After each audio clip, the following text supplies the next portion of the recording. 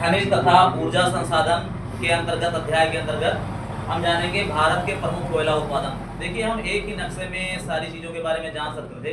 कहाँ लोहा उत्पादन होता है, कहाँ कोयला उत्पादन होता है, कहाँ सोना उत्पादन होता है, कहाँ चांदी उत्पादन होता है। लेकिन एक साथ नक्शे में जानने से हम अच्छे तरीके से समझ नहीं पाते, इसलिए अलग अलग खनिजों का, जीवाश्म ईंधनों का हम हर दिन अध्ययन करेंगे। जैसे आज हम कोयले के बारे में जानेंगे, कल हम प्राकृतिक गैस के बारे में जानेंगे, उसके बाद हम पेट्रोलियम के बारे में जानेंगे कि ये कहाँ कहाँ किन किन क्षेत्रों में मुख्य रूप से निकाले जाते हैं और उत्पादित होते हैं। तो आज हम जानेंगे कोयले के बारे में। कोयला सभी लोग जानते हैं कि एक महत्वपूर्ण ईंधन है। भारत इसका दुनिया में उत्पादन में दूसरे स्थान पर है। पहले स्थान पर चीन है, दूसरे स्थान पे भारत है। लेकिन भंडारण में, कोयले का भंडार के क्रम में अगर देखा जाए तो भारत 5वें स्थान पर है। भारत में मुख्य रूप से कोयले का उत्पादन करने वाला राज्य झारखंड है। झारखंड में धनबाद, बोकारो, झरिया, रानीगंज, जो झरिया है ये धनबाद जिले में ही पड़ता है।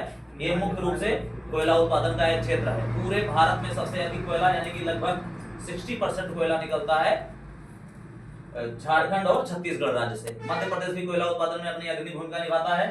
तेलंगाना में सिंगरेनी एक स्थान है जहां पे कोयला अधिक मात्रा में निकाला जाता है। उसके बाद में पूर्वोत्तर राज्यों में भी कोयले की अच्छी खासी खदानें हैं जहां पे कोयले निकाले जाते हैं। कोयले का उपयोग आधुनिक युग में सभी लोग जानते हैं ऊर्जा क्षेत्र में किया जाता है। बहुत सारे ईंट भट्ठों का संचालन कोयले से होता है। भारत में लगभग 70% बिजली कोयले से बनती है। तो उपयोगिता की दृष्टि से भारत एक कोयले का सबसे बड़ा उत्पादक देश है और सबसे बड़ा उपभोक्ता देश है। तो भारत में कई क्वालिटी के कोयले निकलते हैं। उच्च क्वालिटी के कोयले जिनमें लगभग 90% कार्बन पाया जाता है। अगर 100% कार्बन हो जाए तो वह कोयला हीरा बन जाता है, हीरे में बदल जाता है। तो इस प्रकार से भारत में कोयले के उत्पादन के क्षेत्र कौन कौन से हैं? बोकारो, रानीगंज, झरिया, सिंगरेनी, मध्य प्रदेश, छत्तीसगढ़। ये तीन जो जिले बताए गए हैं, बोकारो, झरिया, ये सब कहाँ है? झारखंड में है।